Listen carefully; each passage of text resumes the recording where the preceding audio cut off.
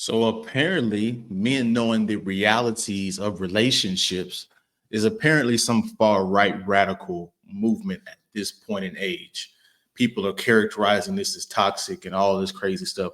Let's see what this woman who's trying to infiltrate these spaces had to say, what she had to say. All this propaganda. CNN's Donnie O'Sullivan got in the cage with former UFC star turned podcaster Jake Shields to explore the Manosphere and why exactly it's so popular. They speak liberal, they have liberal friends, and then they go online and they are a white supremacist. This is Vera Papasova. She spent the last year dating far-right men in New York City for a story for Cosmopolitan magazine.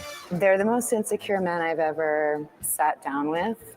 It was really difficult to have some of these dates because they were so insecure, because they don't really know who they are and they don't know how to figure that out. She said the men she dated got all their news and information from the so-called Manosphere. They did not listen to anything else. They're only listening to independent media, and they're only listening to men talking to men.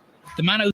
I mean, women lie too damn much to listen to them. I mean, the mass media, they lie too much either. All this, we see all this stuff with the left going on with the right, all this propaganda. So why would anybody listen to mass media when they've been lying for years? The best point of reference that you have for factual information is independent media on YouTube. That's the only best solution for the truth.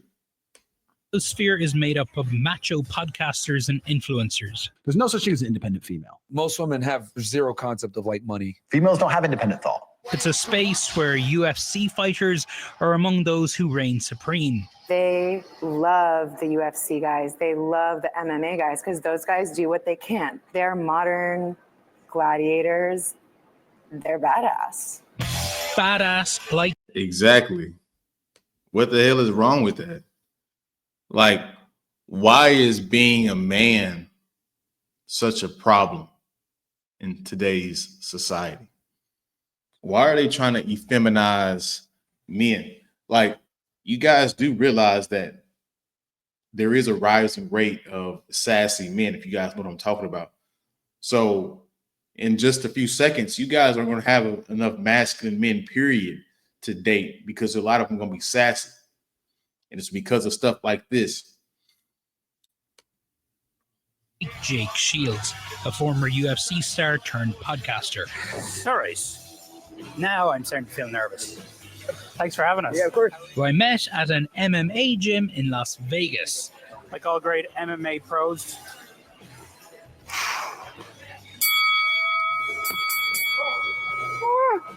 I've never hit anyone in my life. I'm not punching back. Hit me. Bruh, this is pathetic, homie. This is pathetic, homie. Like, he's scared to get into the ring. Men have fallen so much, we're afraid to just get into a friendly back and forward. This is ridiculous, homie. This is ridiculous. Let me skip through this because YouTube doesn't like the violence. The podcast has helped. You could fall into depression if you just go from the most amazing career where you're famous and spotlights to all of a sudden you're a nobody. Sure. Like other podcasters in the Manosphere, Jake regularly hosts controversial guests. And I named the podcast Fighting Back. I feel like we have to fight back what we're told we're allowed to do. I just don't like to be told you're not allowed to talk to this person. Like, why can't I talk to him? I'm not saying I agree with his ideology, but I should hear what he has to say. He's hosted the former Grand Wizard of the Ku Klux Klan. Today I have a very, very special guest, Dr. David Duke. I know you're controversial, but I had no idea how controversial. And Thomas Russo, the leader of the white supremacist group Patriot Front. Let's go where we disagree a little bit. Yes, sure. Let's hit race, because you're a white-only group? So the organization only allows people of American ethnicity, and all Americans, I believe, come from Europe, so they're white. The true heirs of the American spirit fight on! Yeah, no, I understand and talk to these guys, but All right, so yeah, I mean, it's kind of get into like his ideology and all that, but really I wanted to focus on just what the women were saying, what the woman was saying about masculinity and how far right men are watching this content and why it's so popular. Guys, what I'm noticing is politics are breaking up relationships left and right. And to be truthfully honest, neither one are on the traditional side. The traditional Republicans aren't the traditional Republicans because of this new MAGA stuff. And then the traditional left isn't the traditional left. All they care about is women and sassy people and rainbow people. And so it's like when Ray Dalio talks about an internal conflict, this is what he's talking about. And so America right now is so divided at so many levels. You see, he just interviewed different people that are talking about race and all that stuff. Guys, all this stuff is alive and well. We're divided at every end. Relationships are divided. America is divided. The people are divided. Nobody knows what the true values are to be an American. If we asked 10 random people off the street, what does America stand for? We couldn't get a valid answer.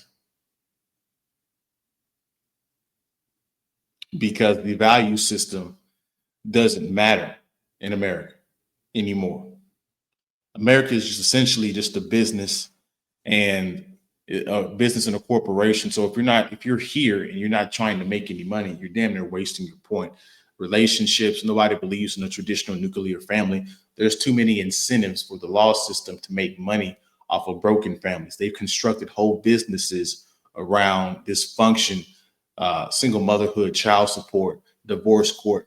They've incentivized these women to break up the family. So the family's not ever going to get fixed because of the laws aren't going to get fixed. They're not. And plus they use feminism as well. Never let no man walk all over you. You're strong, independent, you're the prize and all that stuff. So we're divided as a culture. We're divided as a people. And this is what a decline looks like. Everybody, Americans, we're focused on the wrong things.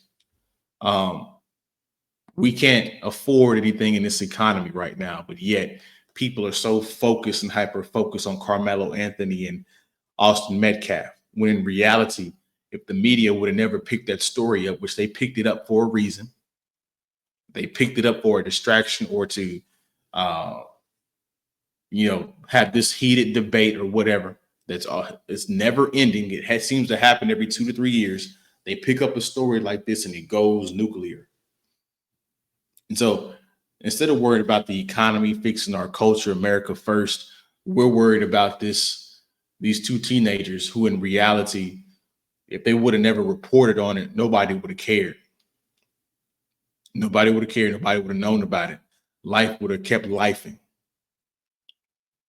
And so there's lots of problems with what's going on right now. Relationships are in turmoil. American people are in turmoil. And we expect Trump to fix this in all 4 years. There's no way he can fix this in 4 years. He's going to spend the 4 years just trying to fix the economy and get out of debt and and balance the budget. That's it. Even if he gets the third term, I don't think that's really a good thing because he's going to have to change the 22nd Amendment. And you guys have to realize, that would be effective for Trump to get 8 years in office and he would change a lot of things and that would help America long term. But the power is going to always shift back. So eventually we're going to get a Democrat that's going to get 12 years straight.